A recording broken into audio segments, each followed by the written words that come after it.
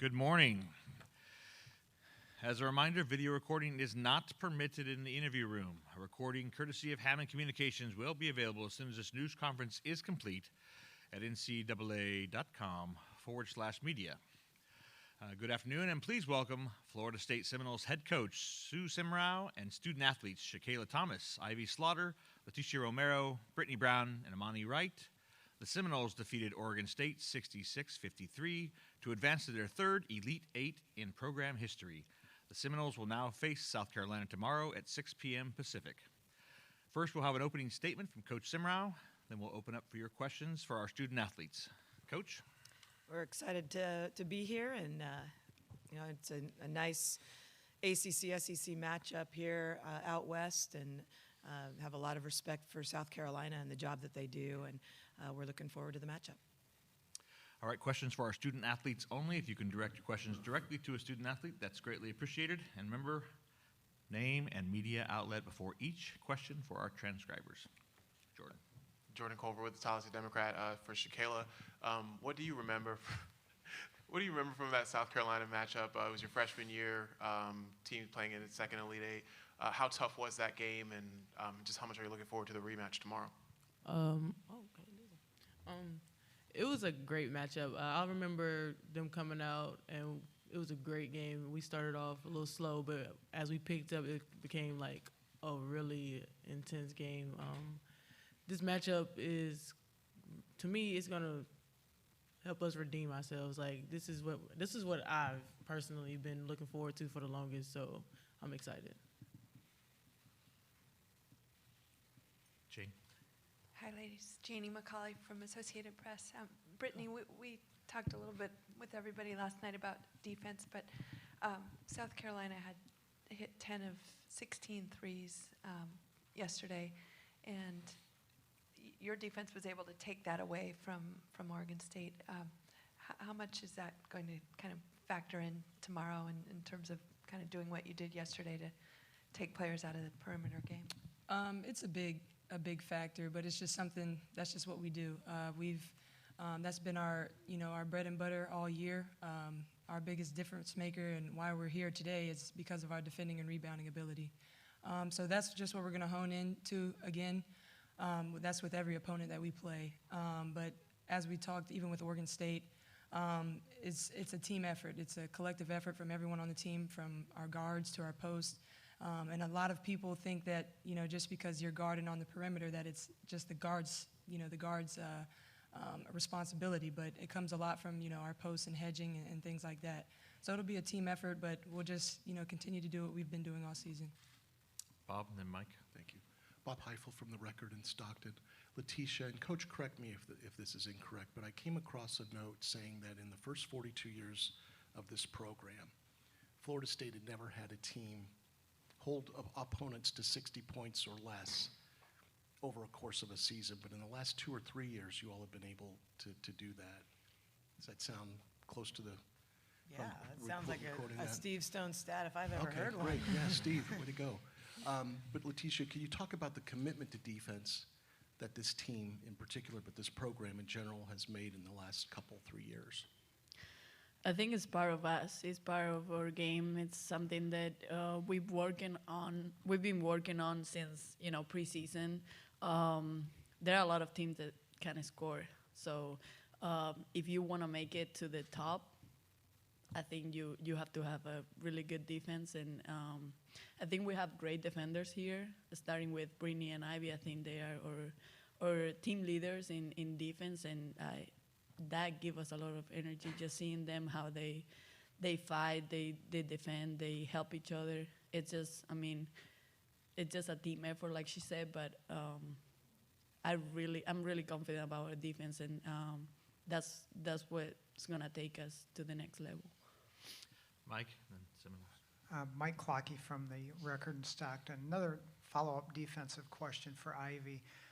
Early in the game, they not only scored baskets, but got a lot of really easy shots. But in the second half, you held them to 18 points. Was there anything specific you tried to change around defensively from the struggles early into the game to the absolute shutdown late in the game? And also, if you could kind of talk about getting 9 steals in one game. It seems like quite a few.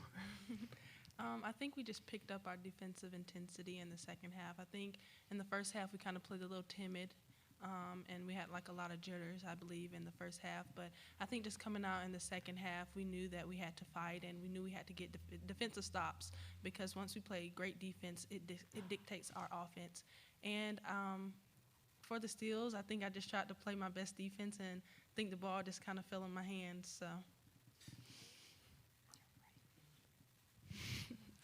Aria Masudi, Seminoles.com for Brittany. Brittany, we've talked before, and you've told me about how you wanted to change this program when you got here and how to build on that. But you're one game away from a Final Four. What would it mean for you, for, I guess, Ivey, and for that senior class to be the program that broke through?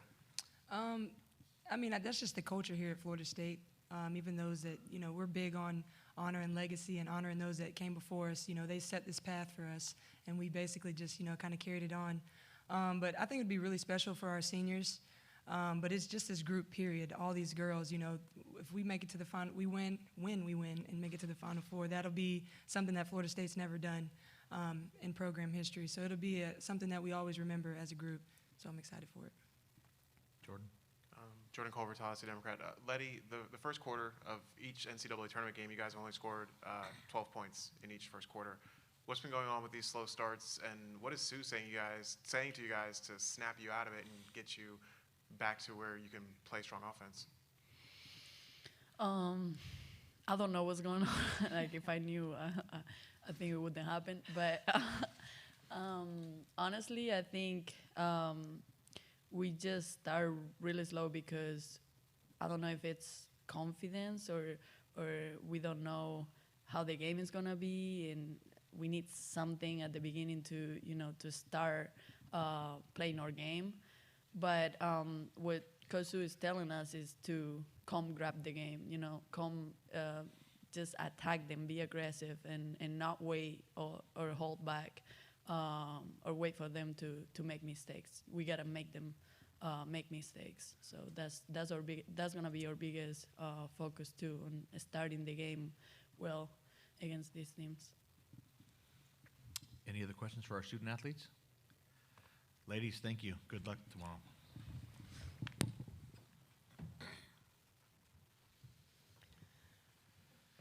Feel a little naked without my supporting cast here. Now we will open it up for questions for Coach Semrau. Start with Jordan. Jordan Culver, Tallahassee Democrat. Coach, just going off the slow starts, but coming back off those slow starts, you've outscored opponents. I think it's 192 to 118 over the final three quarters. What does it say about this team that you guys are still managing to dominate opponents even after you've gone off to slow starts? It's interesting. I don't think that players always hear you in the huddles, and so what Letty is saying, and you're asking, what are we saying? It's to remember who we are defensively. We got great looks. We didn't knock them down, and now we have to not allow that offensive.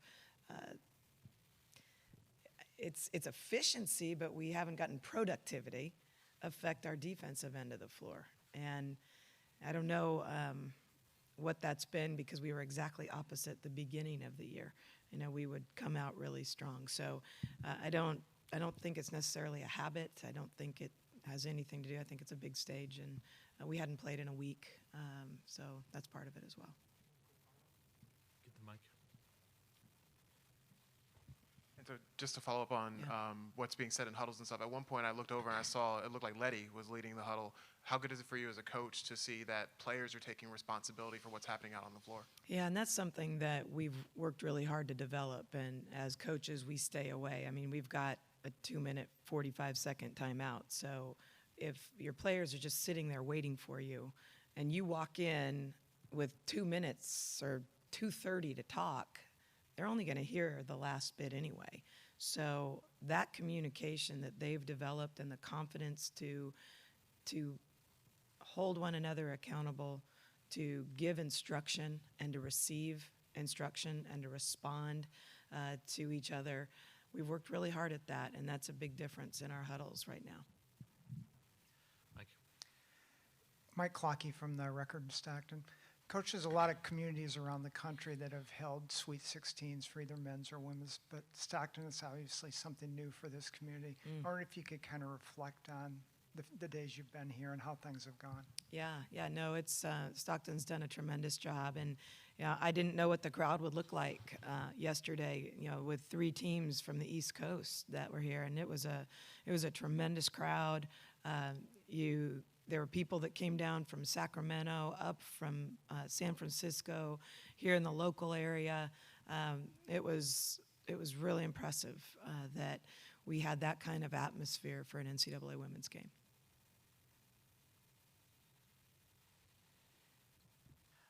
The last time you guys played... Name and outlet, please. Ben Briner, the state newspaper, sorry. The last time you guys played in 2015, looking back, I think you guys they didn't lead, they barely led for, I think, the first 38 minutes and then kind of took it right at the end, but it seems like you guys don't really talk about it as one that got away. Did you feel that way in the moment, or what were the emotions kind of thinking back on how that kind of went? Yeah, we did feel like that.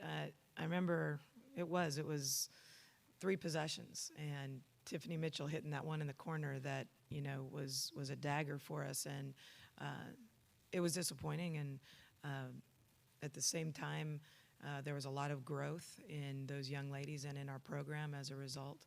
I think it's 2 really good programs, 2 elite programs that get a chance to match up here tomorrow night. A lot is on the line.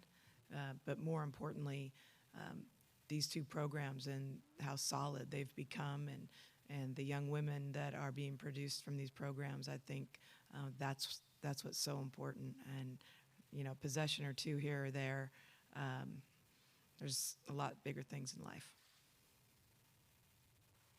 Any other questions for Coach Semrau? Bob? Bob Heifel from The Record. Yeah. Coach, Asia Wilson's just kind of one of those impressive physical specimens when you look at her and then you watch her play. What's kind of your thought on that matchup tomorrow, your front court and Asia? Yeah, Asia's outstanding. Not only in her ability and her stature, but her work ethic, her skill, her determination. She's one of the most elite players to ever play college basketball. And it doesn't stop there. They've got tremendous players, and 2 of them played in the ACC. With Kayla Davis and Alicia Gray, we've seen them for a number of years, and they're tremendous players. We recruited Tyasha Harris, tremendous guard. So I think you just go down the line, and they have a tremendous lineup, and I like the matchups. It's interesting that they're having to play a little bit differently now without Elena Coates, but they're doing a great job with that. If you look at their postseason numbers, they're doing some great things. Any final questions? Thank you, Coach Semrau. Thank Best you. of luck tomorrow. Thank you. Florida State locker room is now open, and we will see you tomorrow post-game.